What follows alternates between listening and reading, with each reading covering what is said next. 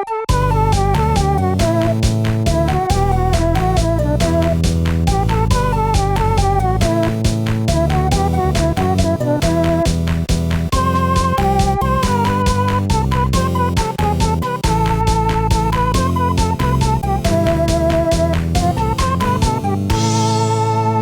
and welcome back to Quest and Show, a play podcast where each week a new adventurer steps up to fix a broken kingdom. I'm the host and Games Master James, and today we have someone brand new to embark on today's adventure. So please, whoever you are, introduce yourself. Hello, it's me. I'm Cody, or AwfulPossum, if you've seen me on the internet. Cody or AwfulPossum, how are you doing? I'm doing A-okay. How are you doing, James? Oh, I'm doing great. I feel like, people do usually ask me how I'm doing when I ask them how they're doing on Quest and Show, but it's always nice to be asked anyways, sometimes, I'm not just the host of Game Over Time, I'm also another person in my own right, so it's always good to, let people know that at home. But Cody or AwfulPossum, what would the people at home perhaps know you best for? As you said, if they've seen you on the internet.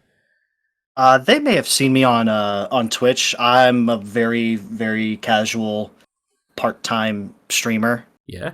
And I tend to co-host for a friend of mine, Peridactyl, if anyone has seen his content on YouTube or Twitch as well. I have, yeah. Oh, that's cool. So, when you say casual streamer, what kind of stuff do you usually play? I play just about everything, in all honesty, Yeah. but my go-to genre are like RPGs, JRPGs, Western, classic, everything like that. Okay. So you are an RPG fan then, by the sounds of things. Yes, I like seeing numbers go up when I do well. That's good to know. What's your favorite game where the numbers go up, do you think? Oh man, it kind of depends on the genre, but like Final Fantasy IX is one of my favorite RPGs of all time. Oh, really? What is about 9 in particular too? Because there's 15 of them. Oh, there's even more than 15, but it's got such a beautiful world and what a wonderful cast. Zidane is probably one of the coolest and best Final Fantasy protagonists in the entire series. Yeah. Oh, nice. And how would you say the numbers going up in that game are like? How would you compare the numbers going up in that game compared to other numbers where the numbers go up? Other games. God damn it. Final Fantasy IX is a pretty basic JRPG where you just, you fight the things and your experience bar goes up. But a cool mechanic they have that that Final Fantasy Tactics Advance, I think, uses. And it's when you have equipment equipped, they have a skill built into it, and so you'll get, I think it's, what's the name of those points? It's like battle points or something like that, but you get experience points, and then I think it's tech points. Okay. And it fills up the bar on that equipment, and then once it's fully filled, you get that character gets to keep that ability, and you can change equipment. Oh, that's cool. So it's kind of like if like a weapon, like a spear or something, had something on it which was like, you get 2 attacks a turn or whatever. Once you grind enough with that, then even if you're no longer using the spear, you still get that perk. Yes, and the best example is an early dagger that you can find. In one of the dungeons is Mage Masher, which is a prominent dagger in all of Final Fantasy. It does more damage to mages and wizards and stuff. And when you level it up, you get the Mage Masher ability. So like you could just do extra damage to magic folk at all times once it's fully leveled up. That's cool. Because, the only RPG game, and I guess, calling it an RPG is a bit of a stretch, where I remember you could level up weapons was Infinity Blade on the iPhone, but when you master a weapon, you don't get anything from it other than when you sell it back, you can sell it at a higher price versus one that hasn't been mastered. So, no, that's a really cool mechanic though. I quite like that. Yeah, and I'm particularly, I don't want to say it's old school, but I like grinding. It's a very turn off your brain, passive kind of zen state for me. And so like it's just literally, oh, let me level this up before I go into this dungeon kind of deal, and then I'll just go out and do some battles and turn my brain off. And Yeah, it's one of the reasons why I like that game. no, for sure. And I mean, it's one of those things that I know. Obviously, grinding gets a bit of a bad, gets a bit of a bad rap because obviously it's repetitive. But I think if it's entertaining enough, it's not really that. I don't really Yeah, think so. if the game is fun, I mean, with every game now having some sort of RPG mechanic, Hmm. it's like if your game's fun to play, then you're gonna like doing the thing. I mean, Ratchet and Clank just kind of recently came out, and ever since Ratchet and Clank 2, every gun like levels up. So it's Hmm. like if you like playing, if you like the shooty part, then you're gonna level up the gun regardless. Well, no, exactly. And it goes back to something even older than that, which is like arcade games, which is, Yeah. they get harder and stuff like that, but essentially it is repetitive. It's doing the same thing again and again until, with a couple of variables change. But again, if it's fun enough, then it's, what's the issue? Exactly. But as you said, yeah, there's a lot of RPG elements in like even Call of Duty was one of like the first games to add that kind of RPG element to the multiplayer to keep people engaged Yeah. sort of thing. But what about tabletop role playing game stuff? What's your experience with that? I started with 3.5. Oh, D&D, yeah. Yeah, that was forever ago. I played a little of 4. 4 had a little too much for my small baby brain. Yeah, I mean, so did 3.5, but it was my first, so sure. I'm a little biased with that. But I tend to play a couple. I've played a couple of indie ones that our friend Nevin has made. Hmm. Um, and I'm trying to branch out and start looking at, shorter form plays like with Quest and Show and even with Dungeon World. And I just have so many books on my bookshelf that that it's like, yeah, I'm going to play this. And I never do or set anything up. You're kind of a bit of like you're quite interested in like not just staying in the D&D hole. Like you kind of want to explore and see what other systems have got going for them, I guess.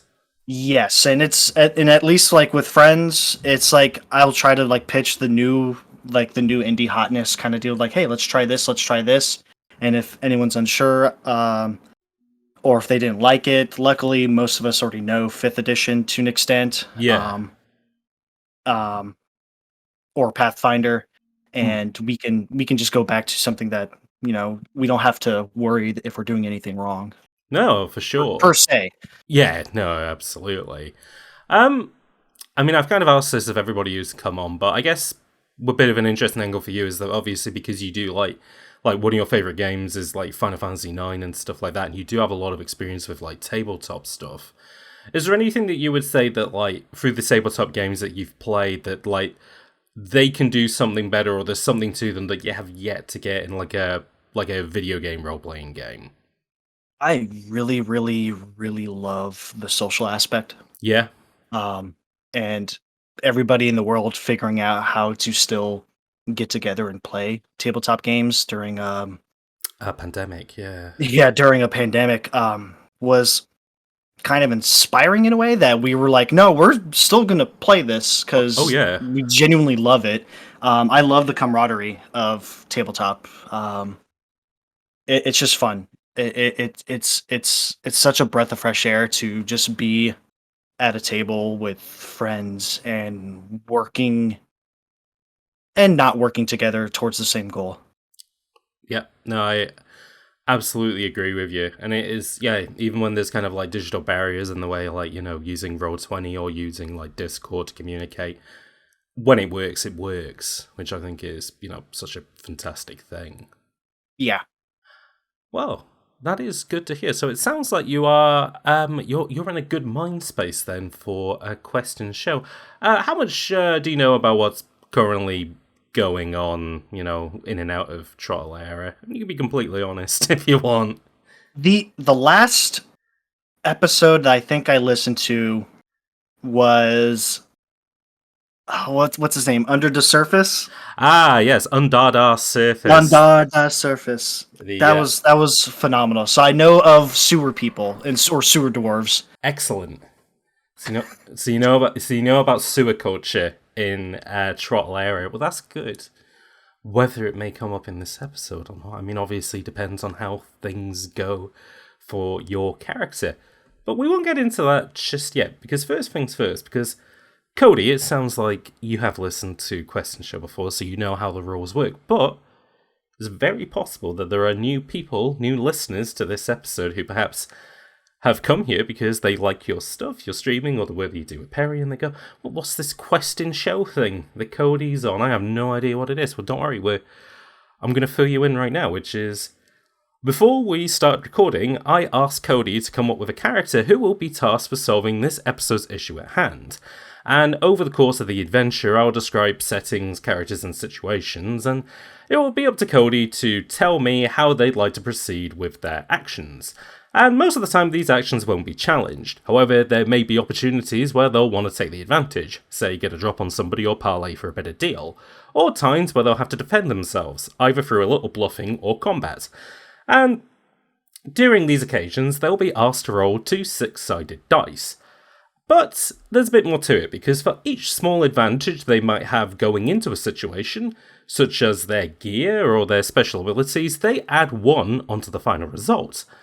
But on the inverse, these things may be a disadvantage, such as if the character is hurt or if they're not quite a fit for what's going on. And in those results, we remove numbers from the final result.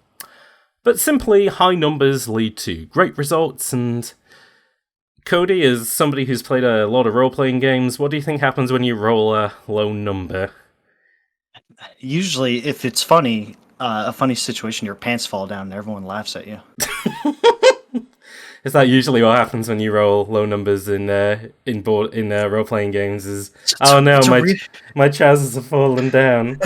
Oh no, everyone's looking. Oh no. Oh no. And I'm giving a big speech and everyone can see my underpants. Dang it. And I haven't studied for the math test yet. Oh no, and my boss is coming over for dinner this evening and I've ruined the roast. Yes, all those things are going to happen if you roll numbers. Oh no! Yes. If you roll snake eyes, you're going to get all of that and maybe something else. Speaking of which, do you have any dice to hand? Yes, I have a bunch of dice.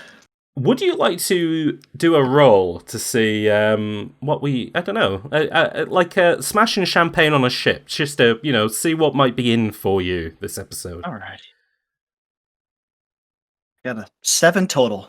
7 total. That is a mixed success, which I think is good. It basically means that you're going to get what you want, but there's going to be a cost or complication to it, which I think is kind of indicative of Question Show in general, which is people getting what they want, but it coming at great cost and consequence. And the people at home, the rules and system are linked below.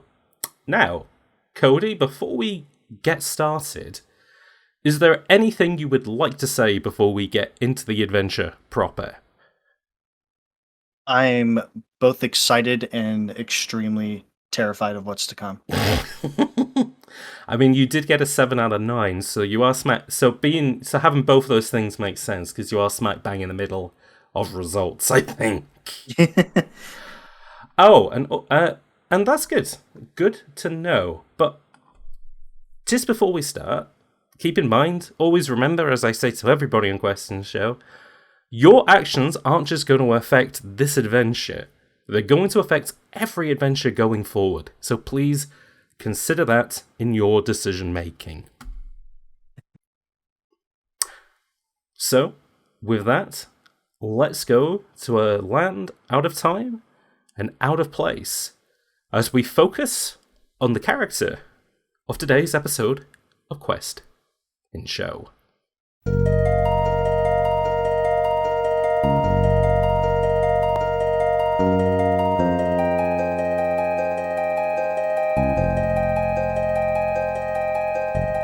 Now, Cody, please tell me, who are you playing today?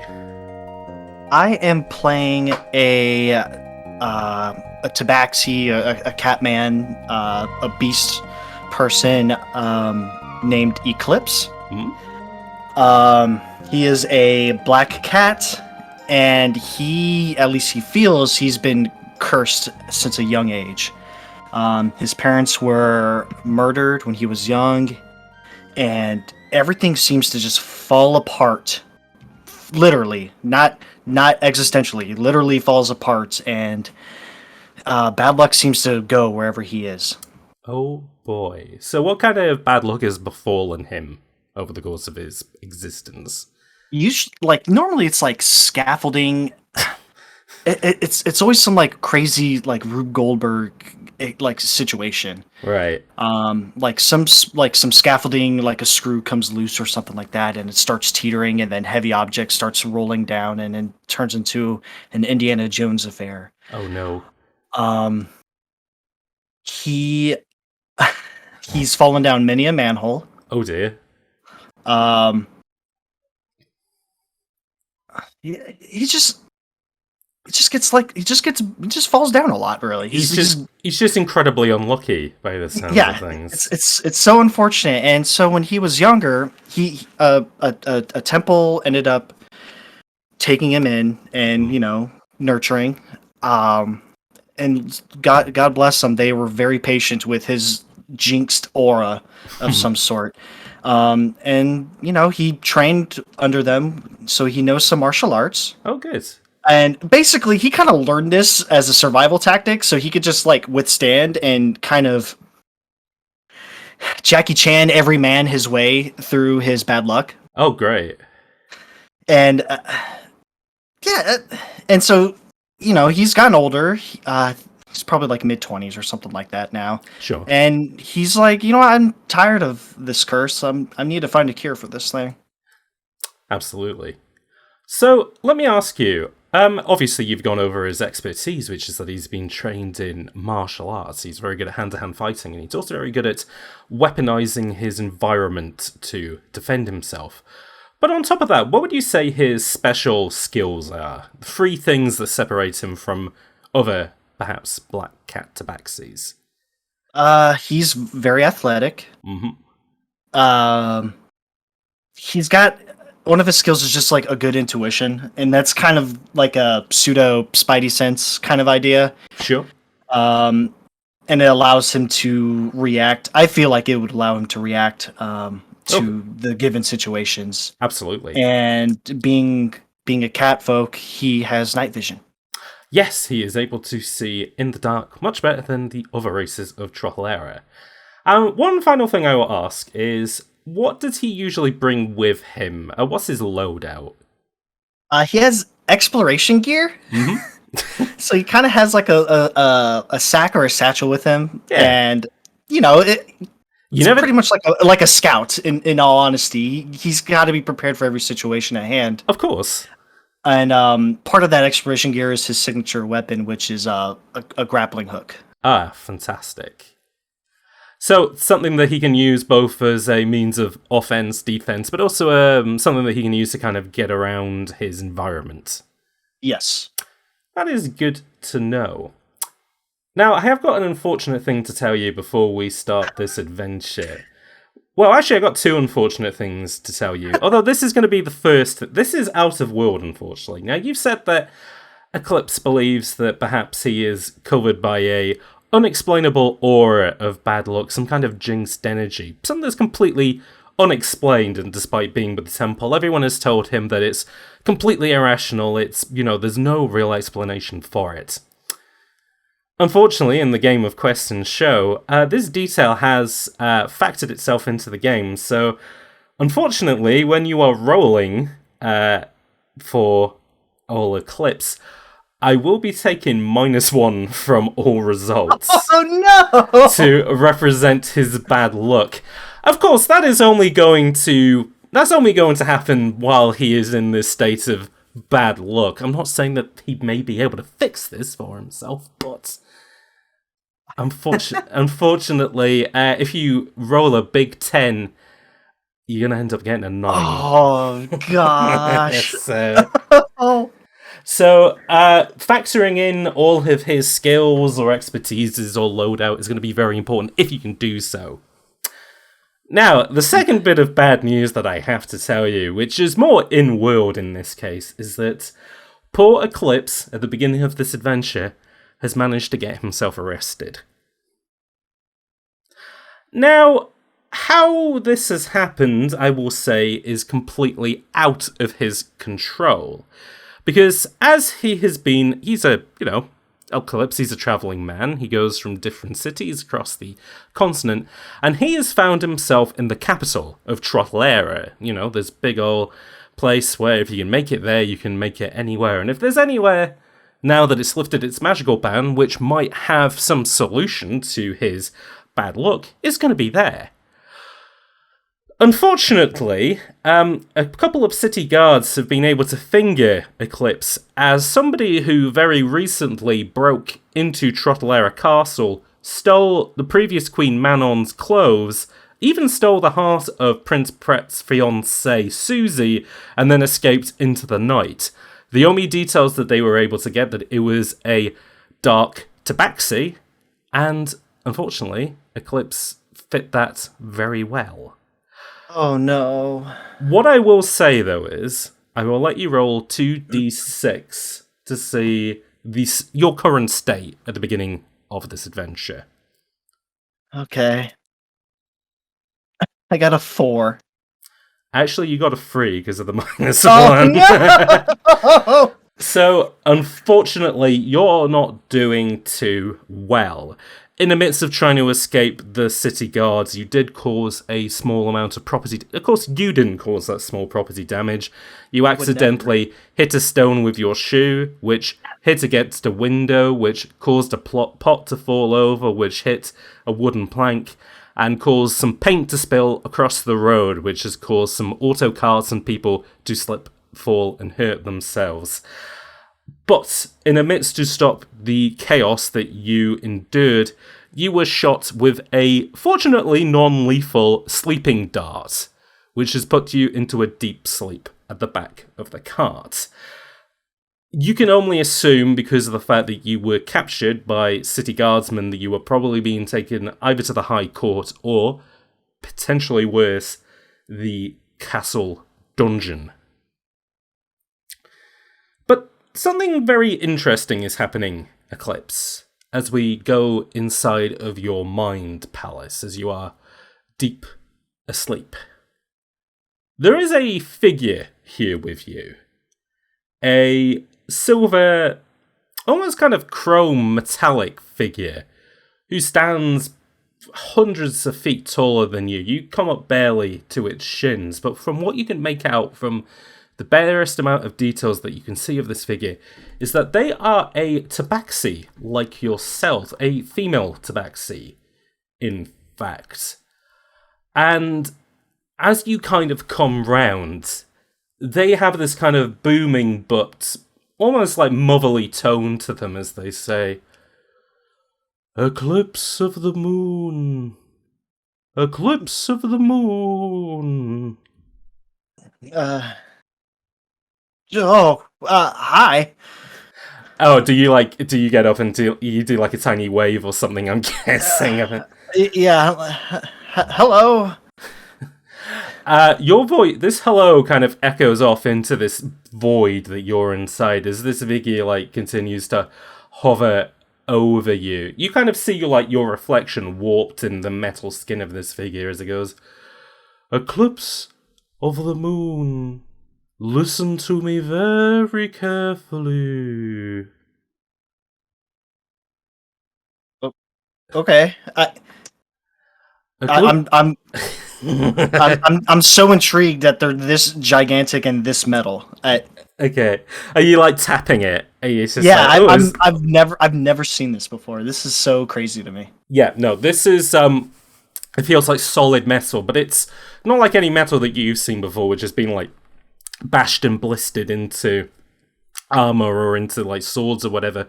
No, completely smooth across. And like I said, your reflection's warped in it. But she continues and she says, "Eclipse of the moon, I want to tell you that a means to change your fortune is very nearby." Oh, really? Where?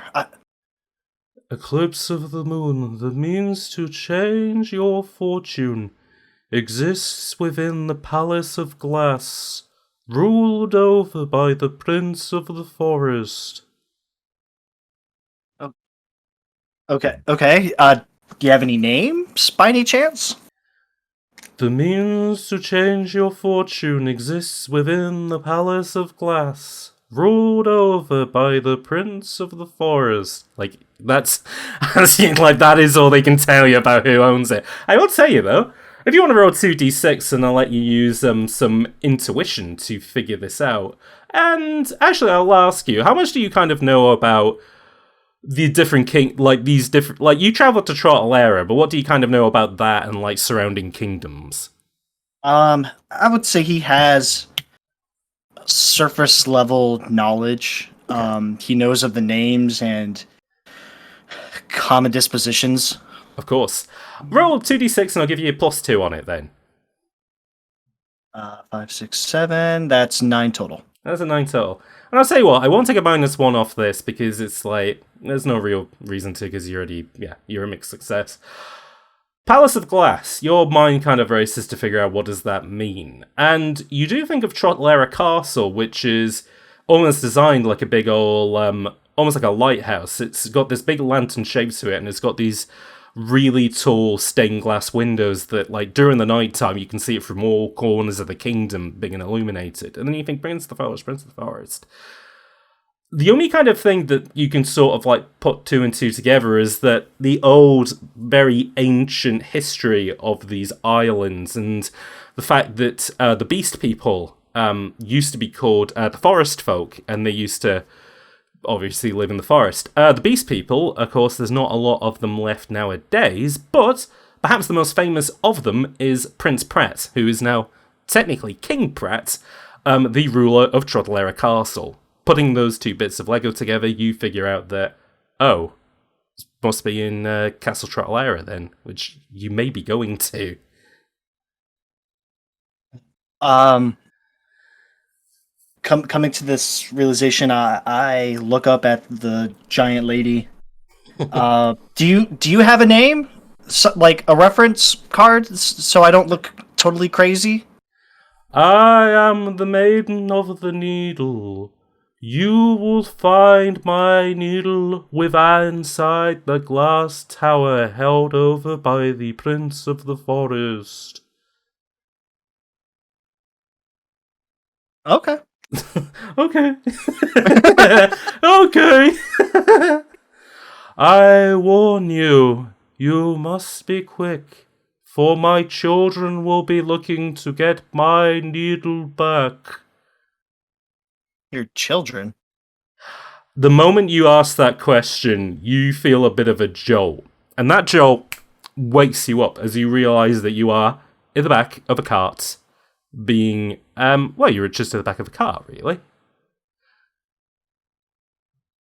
I quickly look around to see where I am, if I can find out if I'm going to a dungeon or to upper towards the castle. Sure.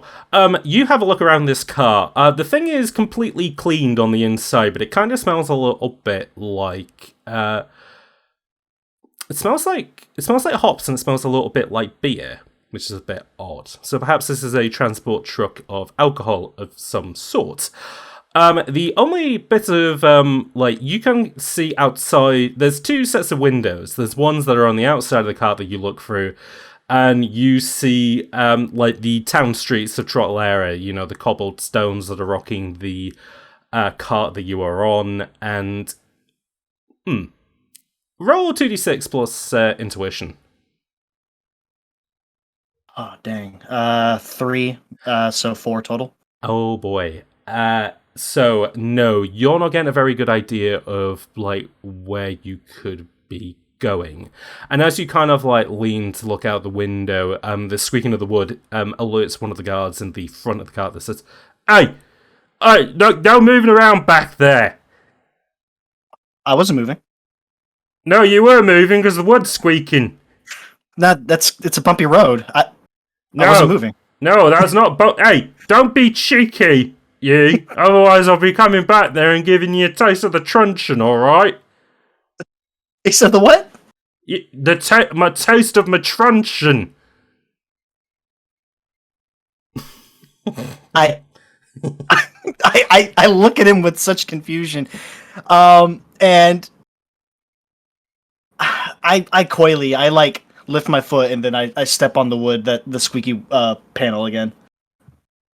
Oh, what? Are you trying to be cheeky? Yeah. Oh, okay. Roll.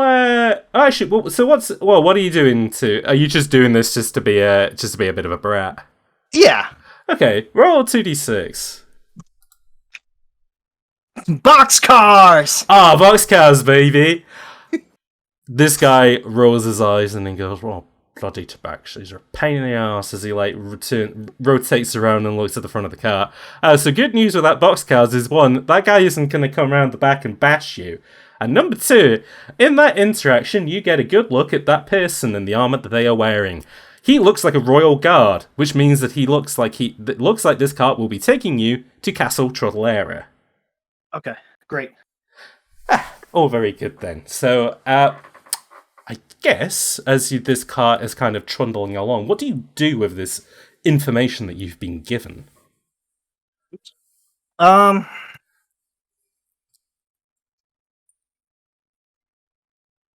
kind of start formulating a plan on how, I'm trying to come up with some words to say to get me to see King Pratt as soon as I can. Okay, so you want to try and and what do you want to do? Do you want to try and get their attention and say, "Oh no, I need to speak to the king," or what are you thinking? Yes, yeah, it's going to be I need to speak with the king.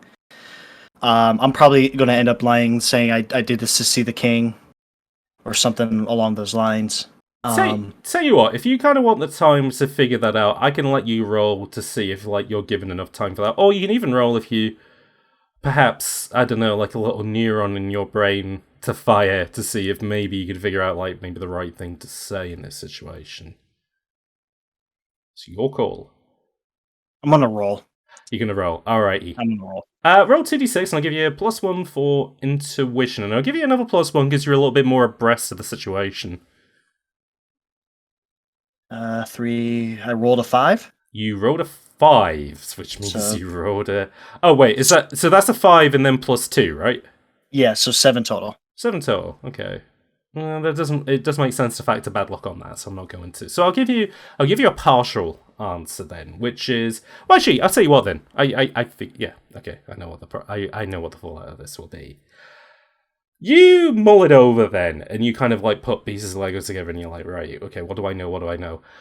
From what you have heard about Prince now turned King Pratt, he is a pretty reasonable person, and he will be willing to hear most people out. Now, apparently the crime that you have been arrested for, the fact that, I'll give you this bit of extra detail as well, is that when you're sitting at the back of the car, and you're kind of having a look around of stuff that you have in there, and... They removed a couple of the wanted posters while you were asleep, just so, nobody's now... Because, they found the guy, the person that they need to talk to, so you have a look at it. The person who they believe you are, that they arrested, was called Prose. And the crimes that they were arrested for was supposedly stealing clothes and jewelry from Queen Manon Hemlock. So you kind of, put pieces of Lego together and you go, okay... Well, perhaps I could speak to the king to explain that perhaps that maybe I needed to steal the clothes because they had been poisoned, or maybe I wasn't really stealing the clothes, I just wanted to visit the room and, see what the queen was like. So, potentially pretending that you were the person who caused the crime could help. But of course, you could also lean the other direction and say that, hey, not all us tabaxis look the same, King Pratt. Is that what you're saying? So, King Pratt wants to be a more accepting and more, universal, a better king than the previous one. So perhaps, that might be a good way to lean there as well. So those are, I would say those are maybe your best options for how to get to speak to the king. Yeah. Actually, so I'm gonna do the latter, because Eclipse actually has a little, he has a white little bobtail. He's like a Japanese bobtail cat. Oh, is cute. his I guess it'd be race in Yeah. for the folk. So yeah, I'm gonna play that card and say look at the find the tabaxi with the longer tail because it definitely wasn't me. But there we go then. Fantastic stuff. You hear the sound of like doors being like opened and stuff like that as the cart moves from cobbled streets onto smoother ground. And the guy who's in the front of the car is like, right, hey, you keep that gob mouth shut because I'll be coming back there to get you out, alright? Okay. Alright, and yeah, you kind of sit down and you take a little bit of a deep breath as the cart continues to move towards the dungeon. Roll 2d6 plus intuition. Oh no. Plus intuition. Yeah, plus intuition. I rolled a 10, so 11 total. Oh, I would take -1 off a lot, but it doesn't matter because you got a 10. Okay. You get a bit of a... The fur on the back of your neck and your tail stands up as you feel like something very bad is about to happen. Okay. I will say, roll 2d6, we'll add +1 for athletics, and I won't take luck off for this because you are prepared for what is about to happen. Hey. You said with athletics? With athletics. I rolled an 11, so that's 12 total. Oh boy, oh boy. As the cart comes to a stop, you kind of hear like muttering from the front of the cart, and it's just kind of like, wait, what the hell is that? Oh, he's coming towards the cart. What? And then, James, add sound effects here of explosion. Boom. As the cart is hit by what feels like a tidal wave, the cart begins to flip and roll around, but being such an athletic guy, you are bouncing between the walls, you are holding onto the ceiling, and then like onto a wall, and then onto the back and stuff like that, as the cart hits the floor with a really violent shudder. Fortunately, your senses are completely intact, like you're not totally dizzy from what has happened, but you are now stuck in the back of the car as you have a look out the front window. The two people in the front of the car, they are gone now. And you can see that you are in the castle courtyard where some level of anarchy is happening. Oh. Yeah. Oh, okay. Oh. Is there a way to get out of the cart? Is like the door like jostled open from the crash? Is the window kind of busted or? Tell you what, yeah, roll 2d6 and I'll give you a plus. I won't take a luck off for this. Golly, I rolled a 4. You rolled a 4. Okay, the back of the so the back door is still in place, but the bolts are a little bit adjusted. It means that you are going to have to try and, because you are a cat person, you may be able to squeeze through the little window, but it's not going to be pretty. So, roll a flat 2d6 on this. Another 4. Another 4. Oh boy, oh boy. You see, like, you continue to hear, like, the sound of, like, smashing and crashing outside and, like, people, like, screeching and stuff like that. And you just decide, I just need to get out of here. You push yourself, like, you push these bars out of the way and you push yourself through, but unfortunately, they cut you up pretty badly as you squeeze through. So, you take 2 harm from this. Oh, gosh.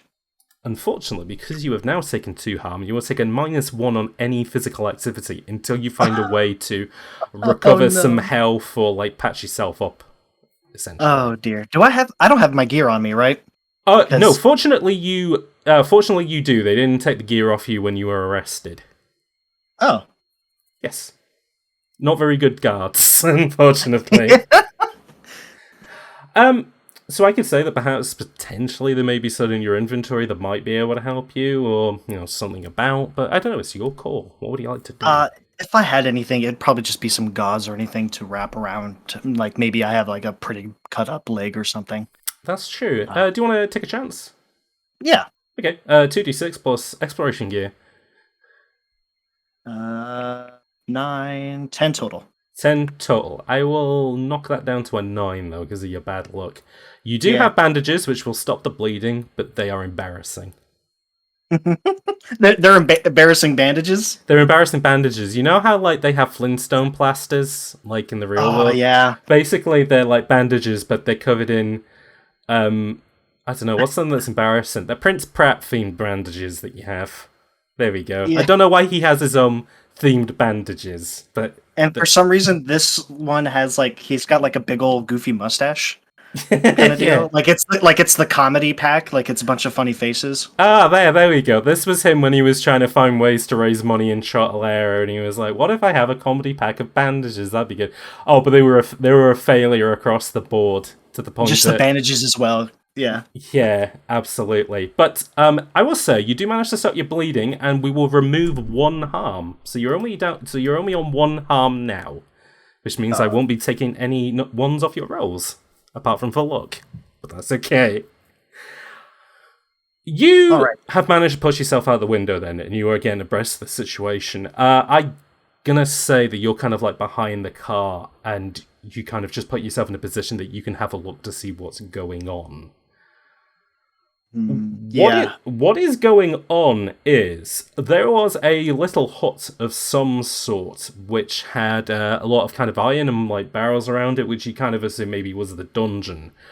The wall of it has been completely blown out, and what you see are a bunch of guards that are currently in the midst of fighting what you can't really put a name to it, but it looks like an enormous, like almost like a troll or something, but it's made out of stone. Whoa. On its head, where its head should be, is like it's like a cylindrical tube with a like a single lens for an eye. Whoa. Okay. We got some golems in here or something. Yeah, some kind of yeah, there we go. That's a good name for it. It's a golem of some sort. And the people who were taking you in the car are more interested in that thing at the moment. No, yeah, absolutely. Goodness gracious, is there man, I'm gonna have to go through that, aren't I? Uh-huh. All right. I'm gonna kind of like try to blend in with the chaos and just kind of like run through. Okay, you want to try and avoid this thing. Yeah. Roll 2d6 plus athletics. 11, and then plus athletics, 12 total. Okay. Yeah, fortunately, even if bad luck is on your side, no, they are more interested in this golem who, even though its head is tracking you, it has seen that you're not getting involved, so it is more interested in these small things that have weapons that are trying to hit it, and it is just like slapping like dogmen, just these Worgen guard and some human guards hither and thither, essentially. Not good. But oh, sorry, go ahead. As I'm running through, do I see like do I have a better look of like what's helping this golem or what's kind of controlling it? Like, is there can I get a better look at the enemy faction? No, that's the thing. You're kind of circling around it, and what you can see is that this golem has. You can't see its energy source, and it doesn't have any kind of like aura around it that it may be energized or being controlled by something. Here's something you do notice, though. Because it destroyed the area that it came out of, which you assumed was the dungeon, you see a thin man with a bag over his head make a break for it. Yeah. Okay.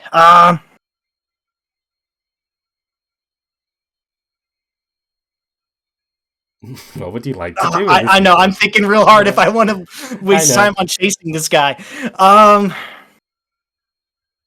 Yeah, let's chase him. Oh, okay, cool. And what's the intent? You wanna chase him and catch him, right? Yeah, I need to get some information and see what's going on. He probably doesn't know, but I'm gonna kind of whip out the grappling hook and start swinging it around. Awesome. 2d6 plus. I'll give you one for athletics, and I'll give you another one for your signature weapon because this is cool. I rolled a 7, so 9 total. 9 total. Very nice. Yeah, you lasso this guy with, like, the grappling hook goes past his leg, then catches into his thigh, and, like, you've tripped him up like cattle, essentially, and you start to, like, pull him towards you. I will say, though, that, because this is a mixed success, this guy getting pulled does catch the attention of one of the guards, although the guard is too busy in the midst of fighting this golem, so you may have... Time may be against you for the time being. But Okay, you're pulling this guy into range, though, essentially. Okay. I'm going to do kind of like the thing when you do, like, rein in something. I'm going to move with it. Like, Okay. I'm going to move closer as I'm pulling. And, yeah. And, I'm going to remove the bag over his head. Ooh, and ask him, what the hell is going on? You pull the bag off this guy's head, and it is exposed muscle and bone, like somebody has pulled his face off. Oh! Yeah. Oh my god! And as the sunlight hits his face, he just starts screeching in pain. Oh my god! As I put the bag back on his face. Okay, you put the bag back on his head then as you do that. I'm so sorry. You bloody moron! Why did you do that? I didn't know. Yeah, he's just kind of like rolling around on the floor. But the floor is yours for asking questions. Hey, what the hell's going on? I don't bloody know. I just want to get out of here. Of course. Obviously. Yeah. Do you know what the hell? Who's controlling that thing? Controlling that thing? I don't even know what the hell it is. That sounds about right. All right, you're free to go. Oh god, you just let him go, yeah? Yeah. Okay, yeah. He doesn't know anything. I guess he doesn't. Yeah, you take the grappling hook out of his leg then, and you just let him on his way then. Yeah, go on, get. Shoo, you bugger, shoo. Yeah. Yeah, he's not interested in getting involved with you, so yeah, he hits the road again. All right. Shit. What would you like to do next? There like a rock nearby I can throw at him? What, this guy who's trying to escape? Yeah. Sure. You pick up the rock and roll 2d6 plus athletics. 8 total. As an 8, okay. Yeah, that pings off the guy's head and he collapses to the floor. He will remember that. Good, okay. So, just abreast of the current situation, you are in the castle courtyard. I will say that the bushes that you were able to hide yourself in is near... You are actually next to castle walls at this point. You are in the grounds of Castle Trottelera. As you have a look over to the side, the golem is still in fighting shape, but some of the guards have had the bright idea to try and look for some explosives to try and blow the thing up rather than... trying to hit it with... they've mostly been trying to hit its lens with arrows and stuff, but it didn't really work. So that hasn't...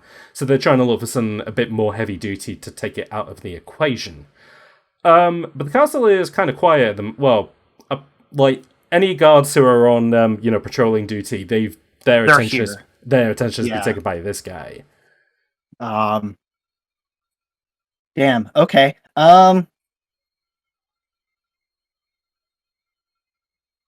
I feel like helping get rid of this thing is going to help me in the long run. You reckon? Yeah, I think I think it'll put me in. It'll give me some brownie points or something. Okay, so how do you how do you want to go about doing that? What material is this golem creature thing made of? It is made out of smooth stone, but you can see some exposed elements which are a very shiny metal. Okay. Goodness. So it's like double layered. Mm-hmm.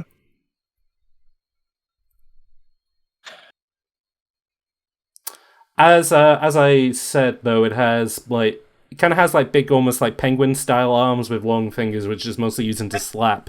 It has kind of stubby legs, but they're quite like they kind of dig deep into the ground, and then on its enormous torso is a head which is about... It's like two paint cans like stacked on top of each other, but it doesn't seem to have like any sort of neck. It rotates around, but you can't quite see the mechanism of how that works. Okay. Man, I'm gonna run past it. I can't. You don't want to get involved. I don't. I think it's gonna just smack me like 3 miles away into the sky. You're going to turn into a star in the sky like on an episode of Pokemon if it does that. Yeah. Understandable. So you are near the castle though. So what are you thinking? I'm gonna run into the castle. You're gonna try the front door. Okay. Roll 2d6 plus athletics. Boxcars. Boxcars, baby.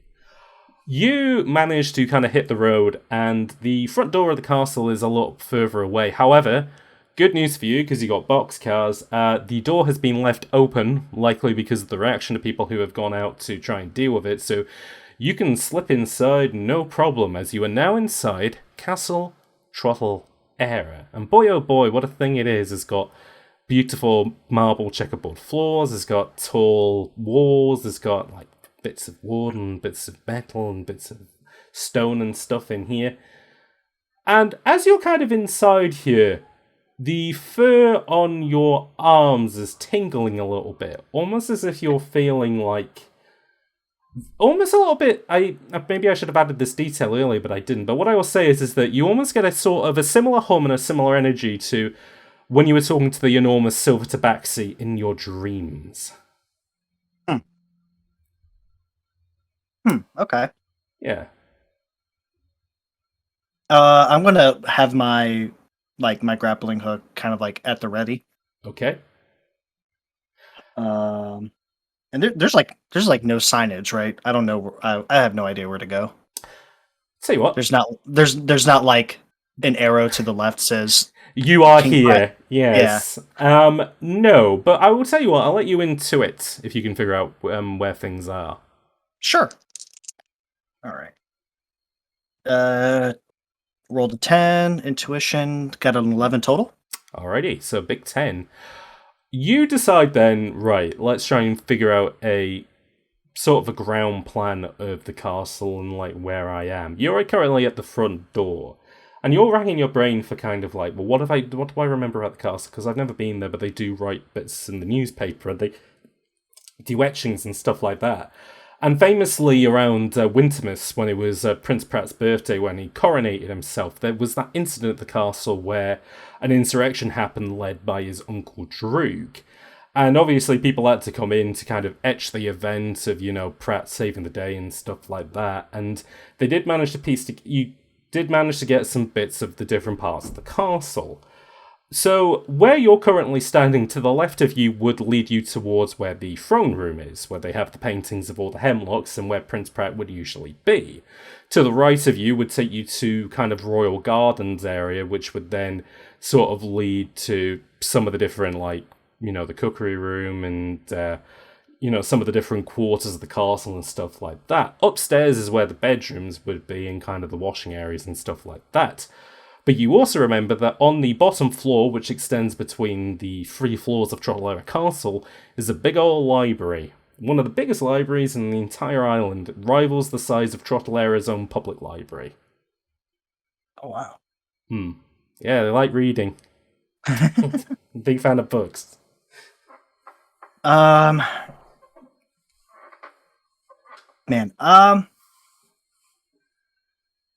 it's got to be some info to get. I'll tell you what, you did roll a 10, so if you have a particular question, I'll try and answer it. Kind of trying to figure out really what direction I should go, and Well, that golem is still in the back of my mind. The golem is still, you can still hear the sound of the golem fighting outside. Here's an interesting detail I'll give you then. The fur on your arms is standing up, but it's almost like it's being pulled in a particular direction. Which direction is it going? It is being pulled in the direction of, right in front of you is a big stone wall.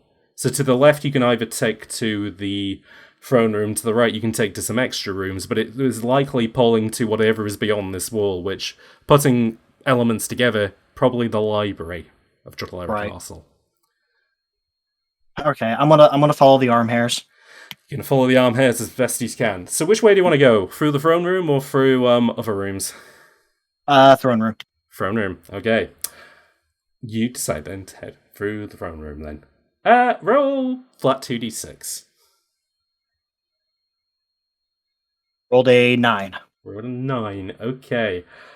I will give you this detail then. As you head into the throne room and you see all the paintings of the different Hemlocks over the years, starting at Uriel and then getting all the way to King Pratt himself, the thing is completely empty. And from what you can see, there was maybe paperwork and stuff on the floor that was being kind of hastily left there, essentially. So perhaps there were guards in there that have left, or perhaps the king has kind of escaped with some of his advisors elsewhere, but the thing has been kind of, the whole throne room has been left abandoned, essentially. Right. Can I take a glance at the papers, see if there's anything related to, Sure. like, maybe potentially people that have come in recently and that may answer who's doing all this? You have a look at the paperwork that was left at the foot of his throne. And here's what it tells you. And these are all dated today, funnily enough. Earlier today, two advisors of Pratt, one of them who called Ricky Business, travelled up north to meet with an adventurer called Pontiac Lestrade. And the element of this adventure was the fact that they had discovered something, that there were tombs underneath Trottelera Castle that they believe led to a fabled magic wand. A magic wand which, as you look through other bits of paperwork, they were looking at as a potential solution for the King and Queen's current issue, which is, as you thumb through other bits of paperwork, they have returned to Castle Trottelera after basically disappearing all the way up nearly a year ago. But they have lost their memories in this time, and they were hoping that something like a magic wand may be used to, well, bring their memories back. This magic wand was then given to them by Pontiac Lestrade more than about 2 to 3 hours ago. And they were looking at perhaps, like, they've done some pictures of it, and they've done some studies of it, and they were looking at perhaps using it in the next few days to achieve their results. From what you can sort of piece together from some of the descriptions that Pontiac gave them from what was underneath the castle, that golem is related to that wand. Yeah. As in, they may have been protecting it. So the wand has been, well, you're not quite sure where the wand is, essentially. You're not quite sure where the king is. But it may be possible that perhaps that golem has managed to... Oh, and sorry, the final detail of all of this, as you have a look, is some... Oh, and I would say with this, you have a map of the castle, but you also have some maps of underneath the castle, and all of this area that they had mapped out, of all these tombs and stuff like that, big red crosses have been put through all of them, as there was a cave-in of sorts. However, this golem has managed to escape the cave-in, and is looking for its wand, essentially. Okay, I'm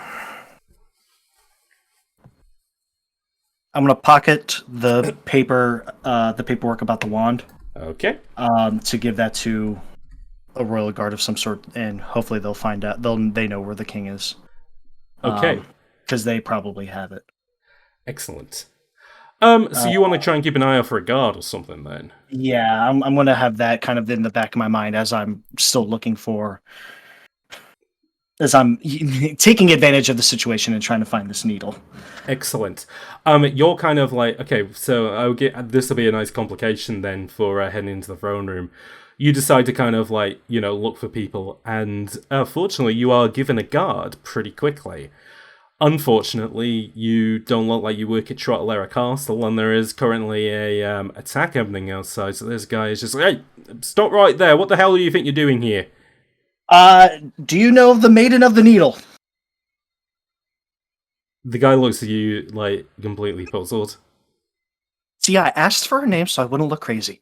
And look what happened. Do you know of some sort of magical needle here in the castle? This guy kind of like tilts his head. You would not tell me the truth. Why did I ask him that? Even if you did know. Have you got something to do with what's outside? I do not, but I found something about what's outside. There's paperwork here. And I show him the paperwork. See, look, there's a wand involved. I think the golem, this creature, is related to this wand. And the king may still have it. Or was it Ricky or Lestrange that had it? Pontiac Lestrade found it and then gave it to Pratt. So, yeah, okay. And then I was like, I think the king, do you know where the king is? Because he may be able to fix this. Roll 2d6 and we'll add +1 for the paperwork, and I'll give you just +1 for the paperwork, because essentially you're trying to convince this guy that, hey, I should be here. I am helping. I'm helping. Myself. I rolled an 8, so 9 total. 9 total. This guy just kind of looks at you like he's believing you a little bit, but he is just kind of pulling on a face, and it's just like, why do you look like a rogue? How the hell are you? Why are you in here rather than outside trying to stop that golem? That golem destroyed the cart I was in. Why were you in a cart? Because I've been framed for a crime, and I came here to initially kind of, prove that I'm being framed, and then the golem thing happened. The guy just kind of like looks at you and he pulls his finger out as he almost like traces around the outline of your head, like in the air, like traces around the outline of your head. He's like mapping out what I'm saying. Yeah, you're that bloody Prowse. You're the one who stole all the Manon's clothes. I recognise you. I am not. I don't even have the clothes on me. Right, submit for. Get on your knees now and submit for arrest. No. What? No. Submit for arrest now. What were the details of the tabaxi? She was dark and she was a tabaxi. Did they have a tail? They were dark and they were a tabaxi. Of course they have a tail. All tabaxis have tails. And then I turn around and I kind of gesture my butt at him. Oh, and you're like sticking it out like, hey, check this out. Bam, what bam. About this? Was it a long tail by any chance? I don't know. I didn't see him. Roll 2d6 +1 for tail. I'm just like, shit. Let's see if your tail can help you out. Oh my god. I rolled a 7. It's not gonna help. Oh boy. No, this guy's just kind of face palming and he's like, look, either you submit for arrest, otherwise I don't know what I'm gonna do, alright? Crud. Crud. What do you want to do? I wanna run away. You can run away. Do you want to run away? Where do you want to run away to? What do I know like kind of what direction he came from? He looked like he was coming from the hallways, like so basically the way that the castle's like a big old donut, and then in the middle of it is the library. Okay. I'm going to try one more plea of reasoning. Okay. There are more pressing matters at hand. Let's try to resolve that first, and then we can decide if I need to be arrested or not. Where's the king? 2d6, and I'm going to give you a -1 because this is I know the guy's against you. Crap. 6 total. Oh no. Okay, no, this guy shakes his head, and I will tell you this much. Fortunately, he hasn't got any weapons on him. Well, people always have 2 weapons on them, as he rolls up his sleeves and cracks his knuckles as he's getting ready to box you. All right. All right. Yeah. I bow up. Let's do it. All right. It's fighting time. It's fighting time, I guess. Ding, ding, ding. Right. Well, are you gonna let him do you want to try and intercept his moves, or do you want to try and get the first hit in? What would you want to do? He seems to be ready before me, so I'm going to try to start with intercepting a move. 2d6 plus martial arts. 10, 11 total. 11 total, very nice. He swings a big punch, and you stand out of the way, and also, obviously, being a martial arts person, what do you want to do? I kind of want to use that momentum. He kind of put himself behind the fist and kind of like roll him down to the ground. Awesome. Roll 2d6 plus martial arts again. And I'll give you a +1 because you're basically using a previous move against him. Rolled a 5. So +2 is a 7. 7. Okay. You do manage to... Yeah, you manage to grab his arm then, and you manage to, like... Essentially, like, you're rolling him down, like, onto his back and getting him to, like, putting him on the floor. Unfortunately, that's not quite good enough to, like, put him out, as he hits the floor with quite a hard warmth, and looking at you above him, he grabs your leg and he yanks it pretty hard to bring you down with him. Okay. Roll 2d6 plus martial arts. Oh no, 4, 5 total. Oh no. No, you hit the floor. You hit the floor pretty hard from that. What I will say is, though, because you're kind of in fight mode, you're not going to take serious harm from this, but you are dizzy from what has happened as a result, which gives this guy enough time to, like, get on his feet, as he looks to maybe introduce some feet into this fight. What would you like to do? I'm gonna kind of like, I'm gonna stay on the ground. I'm gonna roll away like a log. Awesome. 2d6 plus martial arts. Oh dear, 6, 7 total. 7 total. Oh boy. These dice. Yeah, these dice. They gotta go to dice jail. I'll tell you what, you do roll out of the way from him stamping the ground, but you kind of over-egg it, and as a result, you roll into a side table that is in the throne room, causing stuff to fall on, like, kind of stuff to fall and smash around you as a result. Roll 2d6. 11. Oh, okay. Fortunately, none of that stuff hits you, but you have caused maybe thousands of gold in damage, as this is all it was all fine historical pieces that have now been ruined by you rolling out of the way. And I'll say that mean it's one of a kind? Yeah, exactly. That's impossible. What do you mean it was my great-great-grandfather's favourite plate? As and I would say that in this time as well, you managed to get yourself onto your feet as well.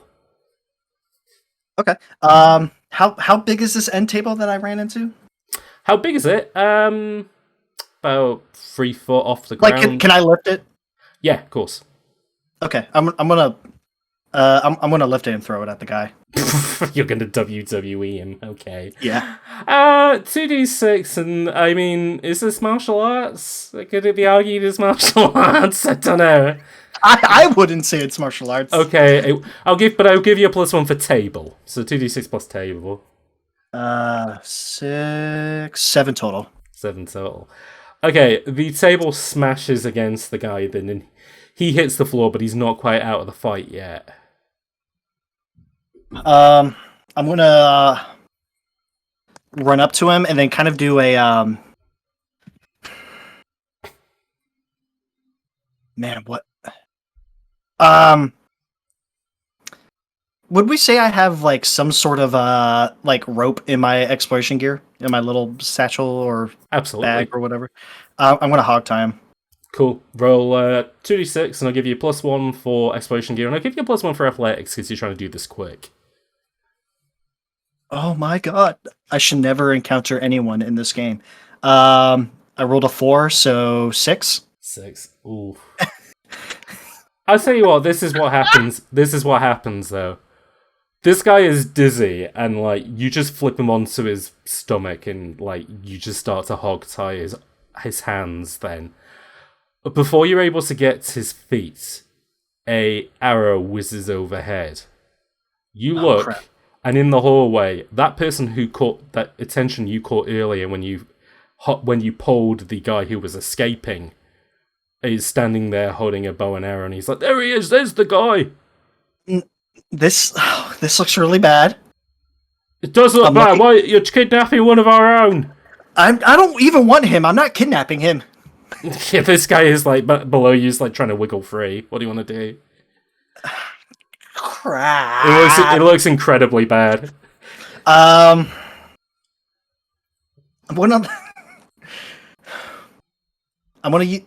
Oh man. I'm gonna run. I'm gonna dash. I'm gonna make a run for it. All right. 2d6 plus athletics then. Oh my god. 6 total. Oh no. I don't even need the bad luck. I'll tell you what, I'll give you this detail. You do spring to your feet and you do like start to run away, but in trying to like the moment that you go behind a pillar and out of the room that you're in, a very clever arrow does manage to hit you in the leg, and you hit the floor as a result. Roll flat 2d6. Hell yeah. 8. That's an 8. Okay. All I will say is that this does manage to, like, it goes through the leg cleanly. Doesn't hit any major arteries or veins, fortunately, but it does hurt a lot. You do take 1 harm from this, which now means you're back on 2 harm again. Oh yeah. Yeah, VV. Crap. I'm gonna.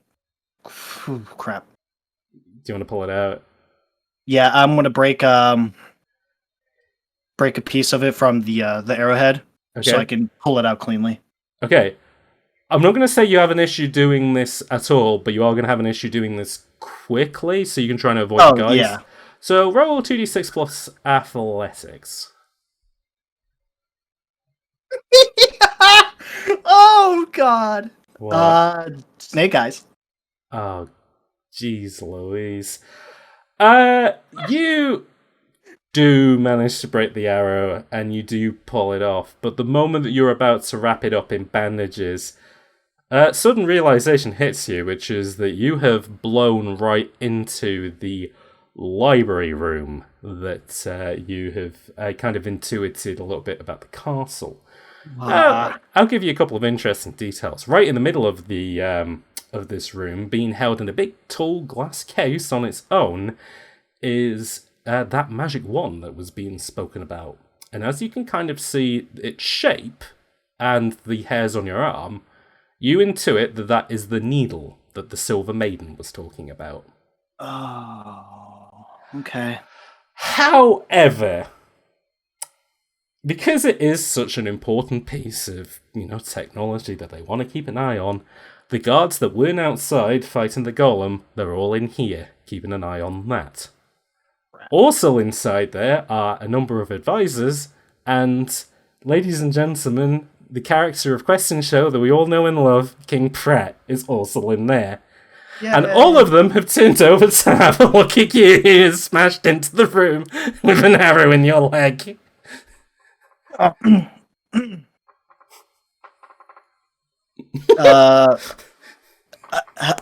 Hello. Quite the commotion going on out there, huh?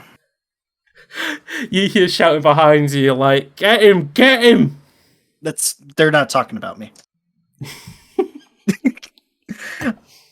You want to?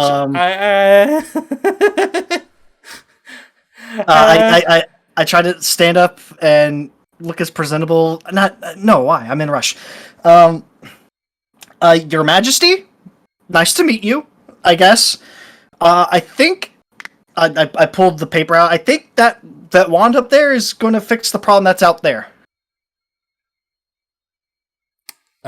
He looks completely bemused by whatever everyone's just in shell shock at the moment.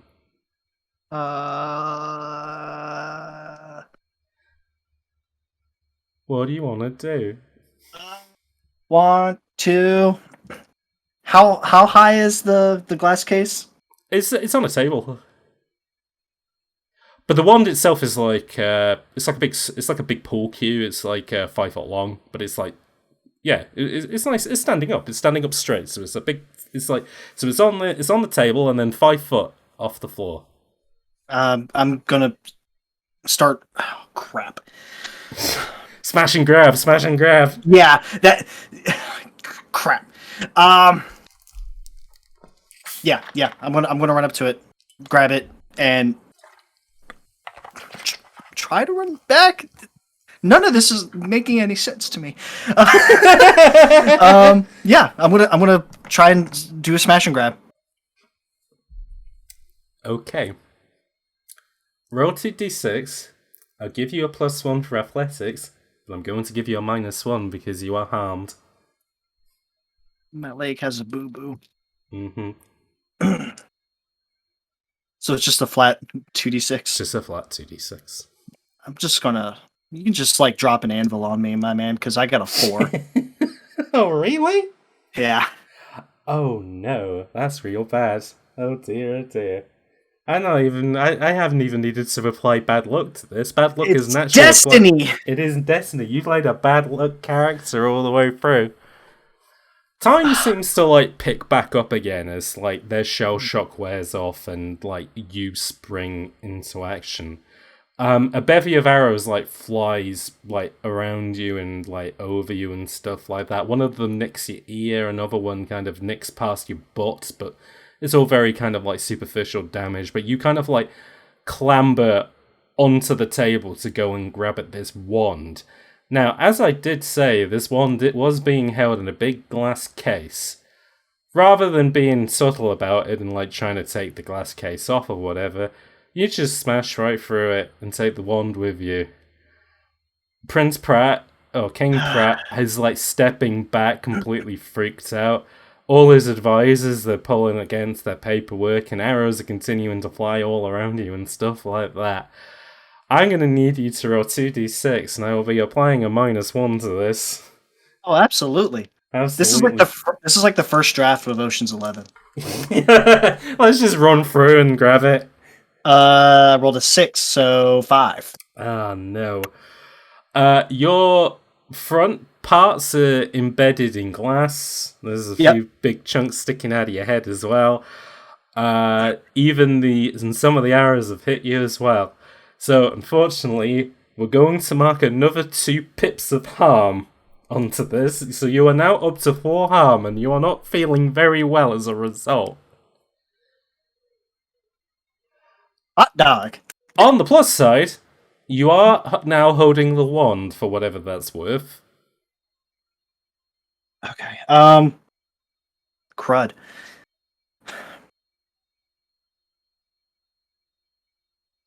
Crud. Shit. I'm sorry, everybody. There's no time to explain. Maybe there should be. Kind of looking at my bleeding hand. Mm-hmm. But we got to fix this golem problem, and this wand is going to do it. Roll 2d6. Just to see if it works. Not gonna work. It's not gonna. It's not gonna work. But just do it. It's not gonna work. I'm gonna throw my entire dice bag away. Damn it. 3. Oh, what? That sucks. Oh no. Just drop the anvil on me. No, it's all like happening in slow motion, and people are shaking their heads back and forth. Even like the king himself is getting involved. There's like people are running over to you and like they're shouting to like stop shooting the arrows and stuff as they like try and pull the wand out of your hands. I will say that this thing is it feels really weird. Like the metal of it is like the same smoothness and same kind of shimmeriness as the silver maiden that was in your dream. And like even holding it kind of feels like I don't know, it feels toasty in a weird way, and like almost kind of like it has a slight vibration to it as well. Like holding on to it, you do kind of feel something like, I don't know, almost kind of like you do feel like something moving up your arms a little bit as like you're kind of in, right, like as you grab around it. But yeah, these guys they're trying to pull it out of your hands as like best as possible to like just separate you from it. I'm so distraught with all these bad rolls. I'm gonna let go. I don't think my busted up hand can keep a grasp that much longer. Okay, you just want to let go of it? Yeah, it's kind of the weight of the situation's. Okay, yeah, you let go of the one then as Pratt like pulls it back, and he kind of like stumbles back as he pours it into his hands, and he's like kind of pointing to like guards and stuff to basically arrest, like, you know, no more hours of flying. He's just basically saying, like, you know, arrest this guy. So Yeah. as like, yeah, he's just kind of, yeah, I don't know, this I don't know, the situation just got crazy really quickly. So like they put you in manacles then and stuff like that, and like as the situation is kind of like speeding back up again, they're just sort of like, Pratt, we can't put this guy in the dungeon. The thing's been blown to pieces by that golem. He is right. We still need to solve that golem. I know, but the way the thing's going, I know we're gonna need to work quick. The guy wants the wand. I don't know what to do. Like, as he's kind of looking around, and like he's looking at you mostly because you seem to be pretty wise about the whole situation, despite the fact that you were very desperate to get in here. So Brett is currently an open audience for you. Let me start off by apologizing for my King Pratt, please. Let me start by saying sorry for my actions. When you're chased by authorities, you don't necessarily think clearly. Do you know what's funny is that because you're in a library, I want to imagine it's like, you know, when YouTubers or like Twitch streamers apologize for, like, you know, saying like the N-word while rapping. So you're standing in front of a bookcase, like a Kallax, and you're doing your apology to camera. But you're doing a YouTube apology. Yeah. But you're doing a YouTube apology where you're not taking any of the blame. You're saying, "I'm sorry, people got upset about what happens." Oh my god. Okay, so Pratt's nodding as you're apologizing. Let me explain as clearly as I can, and as quickly as I can, so we can solve this issue at hand. Okay. I was wrongly arrested because apparently I look like another tabaxi that has stolen some things. Mm-hmm. I'm gonna kind of like shake my butt. I don't think it was me because I don't really have a tail. Right. But, you know, that's neither here nor there at this point. Okay. I was asleep on the cart on the way here. Okay. And the Maiden of the Needle spoke to me, I guess. I don't know if you know her. She's really large. She told me this needle will help me. I have, as you can tell, lift my bloody, busted up hand, and I kind of point at the arrow in my leg. Okay. I have very bad luck. He nods. I am almost a pariah on this society as things break near me. He nods. I want that. Go ahead. I know, he just nods. He's just nodding along. On the way here, the cart got hit by something big and large. I want to assume it was that golem. And as you're as you're explaining this, you kind of hear the sound of calamity again. It sounds like the golem is like trying to break its way into the castle now. But continue. I took an opportunity. A ghoulish gentleman ran out of the dungeon. The sun hurt his face. That's all I can say. I don't know the guy. He couldn't help me. So he ran off. I ran in to find this needle. You know, it's unfortunately taking advantage of the situation. I found paperwork near your throne. And I'm going to assume if this needle can solve some sort of hex or curse that's upon me, it's probably related to this golem, and it's probably activating this golem, or this golem needs this wand.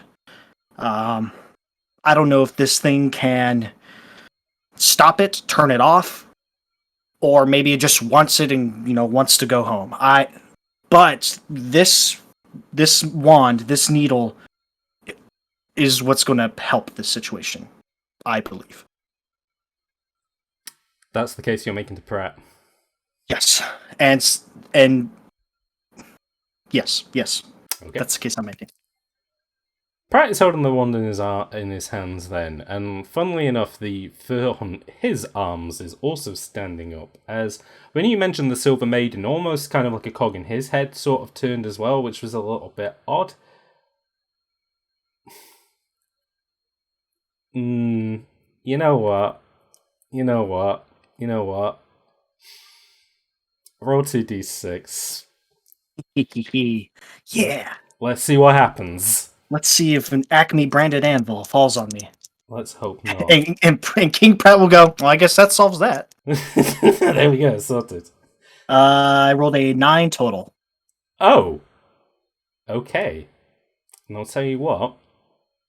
I'll give you a +1 on that. Because of your very good talk to Pratt. So that is a nice big 10. Pratt is... Woo, baby! Back on track! Put it all on black! Well, he is holding that kind of wand, like, between two hands, because it is a very long and a kind of a bit of a heavy thing, as he's kind of, like, gulping, and, like, his advisors are, like, looking at him and shaking their head back and forth, like, this guy's crazy, you know, you shouldn't listen to him, and, like, the other guards and stuff, they're trying to, like, leave the room because they need to deal with this problem. Brad just kind of looks at you, though, and he's almost kind of feels like there's something in this wand that's kind of calling out to him, so... Rather sheepishly, in one hand, he slowly descends that wand onto your shoulder. First things first, remove 4 harm. Oh! As arrow holes and other bits of scuffs and tufts disappear. Now, I'd like you to roll 2d6 +1. 8 total. That's an 8. So a 9, I guess. Oh no, with a +1 is an 8. Yes. You don't feel as if you feel as if that shadow that has been over you most of your life has dissipated. But because you didn't get a 10, it hasn't swapped the up. Because basically, if you had got a 10 on that, I would have given you good luck all the way through. No, I'm not doing that. You only got an 8. So basically, no more luck. No more luck has been applied to your rolls. Essentially, Now I'm just a normal dude. You're as normal as everybody else. Sorry about that. Hooray! But your harm has been healed for the most part, and Pratt's just kind of looking at you a bit confused, and he's like, did that do anything? Yeah. Yeah, I feel pretty good. I just feel a lot better, for one. Oh, that's good. Alright. Well, okay, well, you seem to know a little bit more about this than me, so, yeah, you deal with the golem problem then, as he hands you the big ol' wand. Okay. Yeah, I could do that. Okay, become equipped with wand. Wands. Now, what do you want to do with wands? Just poof away. No, I am the king now. Okay. Is that guard that, has been giving me shit this, I wouldn't say the entire time, but is that guard here? The guy who hogtied you? Yeah. The guy who hogtied you is in the hall. He's screaming because the golem is nearing him. He's fine. No, alright. I gesture my manacles at a nearby guard, and I'm like, alright, let's fix this golem issue. Oh, yeah, because you're still in manacles, aren't you? Yeah. Yeah, 2d6 +1 for the situation. Because Pratt is... Actually, no. Pratt just kind of nods at the guard then, and yeah, he takes the manacles off you. Okay. I kind of do like a light jog, because I do not want to fight that thing, but here we are. No, absolutely. I will say as well, Pratt's a pretty big buff guy, so handling that wand was a little bit awkward for him. Very awkward for you, unfortunately. Oh boy. It's like if a snooker cue was as heavy as if it was made out of steel. So it is is heavy in weird places. Why is I'm just like complaining to myself? It's like, why isn't this balanced? This is gross to hold. Why don't they make these things out of wood? That'd Why be is so it? much. Well, that'd be so much easier. Yeah, let me just invent billiards. All right, let's. How close is the golem to the library? The golem is he is in the throne room at the moment as he is like fighting guys off like hither and thither, and like he is like slowly edging towards the throne room at this point. I will say this detail as well. There are scuff marks on him from dynamite, so he is now missing one arm, but he's still in the fight. Okay. I'm going to kind of like the wand's still in hand, but I'm going to kind of plant it, and I'm going to start swinging my grappling hook, and I'm going to try to like get a hold on him so I can climb up to the golem. Oh, very cool. 2d6 plus signature weapon. It's 9 total. That's 9 total. And the idea is that like you're kind of like Gulliver's Travels. You're trying to like keep its arm in place, and you're gonna walk up it. Yeah. Yeah. Awesome.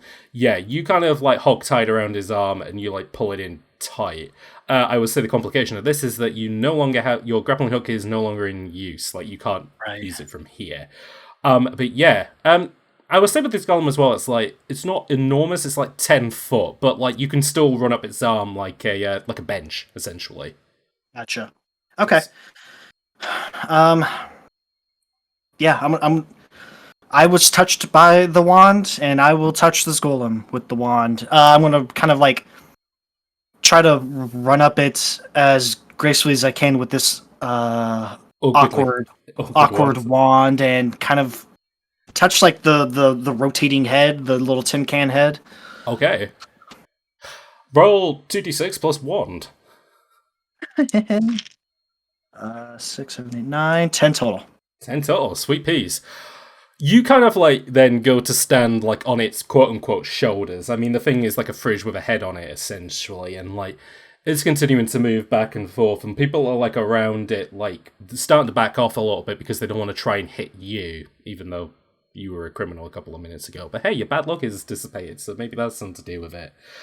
You're standing shouldered, like your legs are like apart in like a big A pose. It's like you grab this wand in 2 hands and like raise it above you, and you're like, okay, here goes nothing. As you bring the wand down on its cylindrical head, and it almost like it's like a click of like a big button as the wand pushes his head in. Oh, its head retracts back, and then it just stops. Oh. The thing just collapses.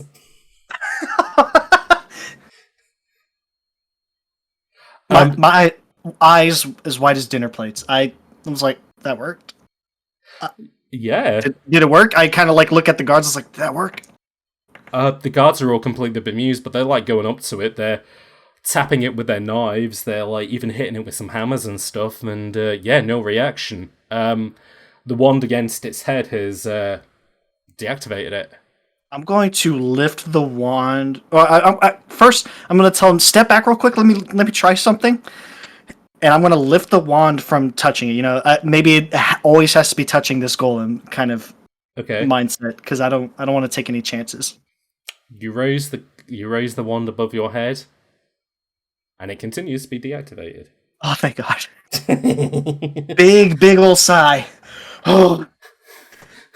No, roll 2d6 plus explosion. No, I'm joking. God, that'd be bad. No, don't worry about that.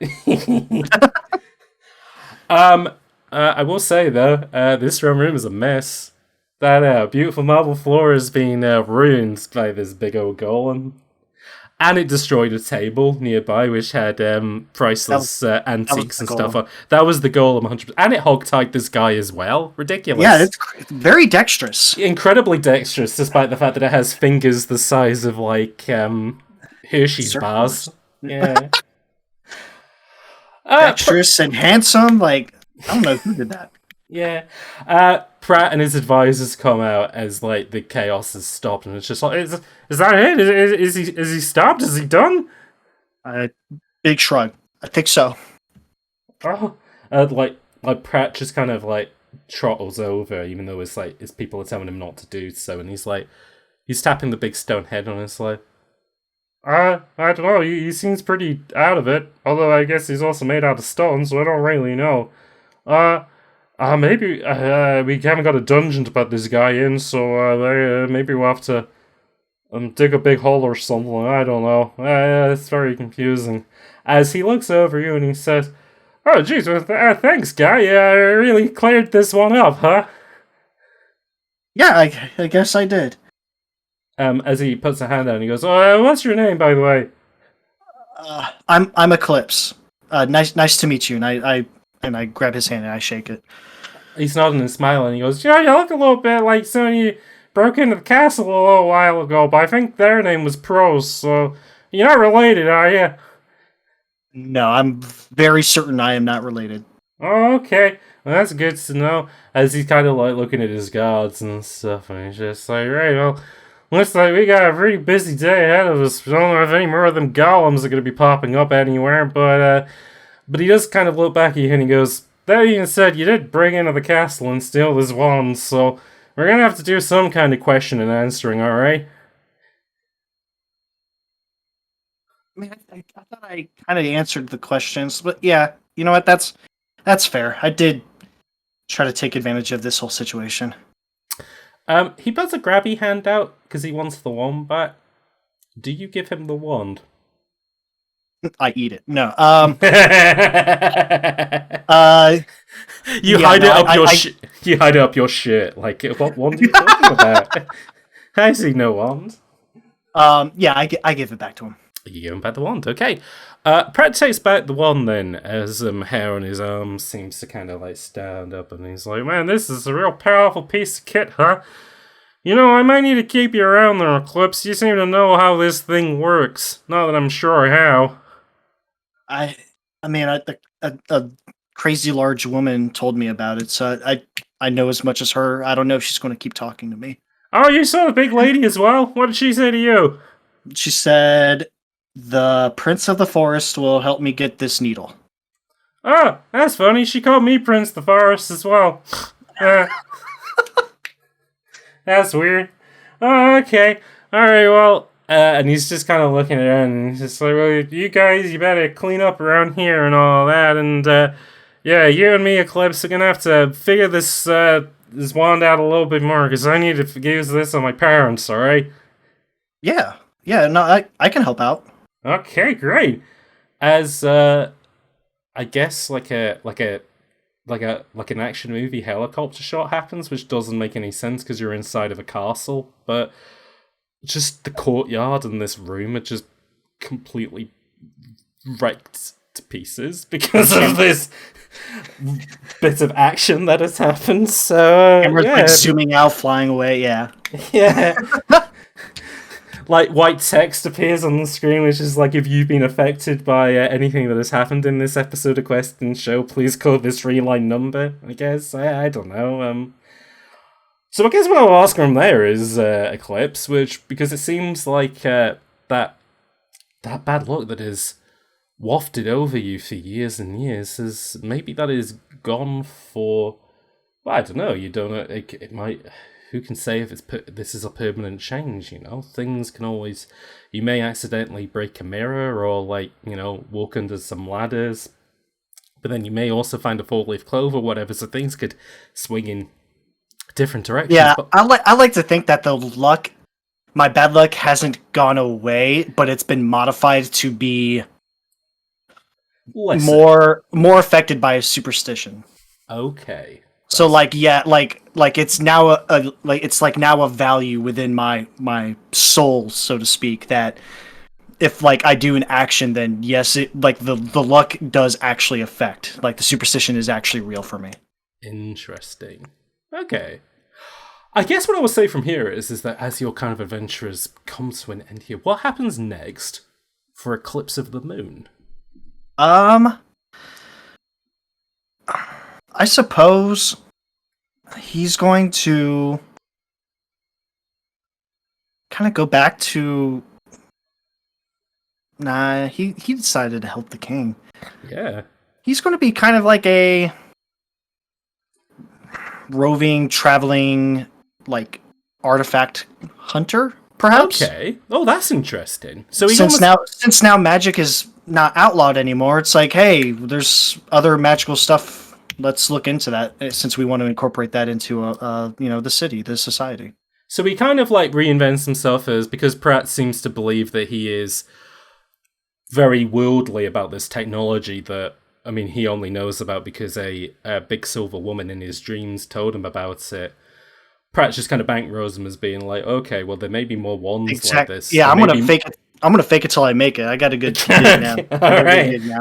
And because there's no luck against you or good luck for you, I don't know. Maybe you may be able to balance that out for as long as possible. That'd be pretty good.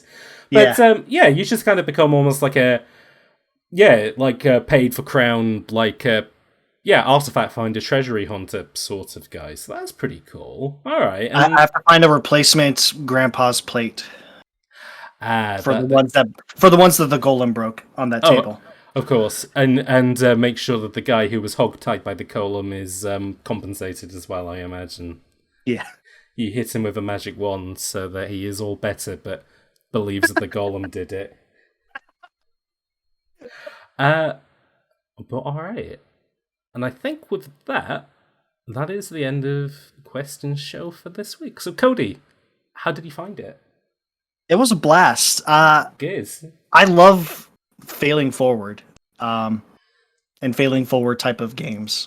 Yes. So the fact that my character, this became a whole meta of me actually having bad luck with my rolls was wonderful. It is incredibly astonishing that, I will say for the people at home, is that obviously, we do record this, but none of the numbers are doctored. Like, you were getting very unlucky rolls throughout this entire thing. So yeah, that was quite a surprise.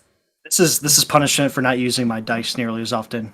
Yeah, they've loaded themselves up. They've accumulated a lot of bad luck since you haven't been using them. So you have to, exactly. It's like tuning over an engine in a car or a battery in a car. You have to keep using them to keep the luck topped up. That's just the way it is. But cool, good stuff. So I guess before we wrap things up, Cody, are there any last plugs or anything you want to shout out? June has been so busy for me, so I haven't streamed in like a month, but I'm coming back to it over at my Twitch channel, AwfulPossum.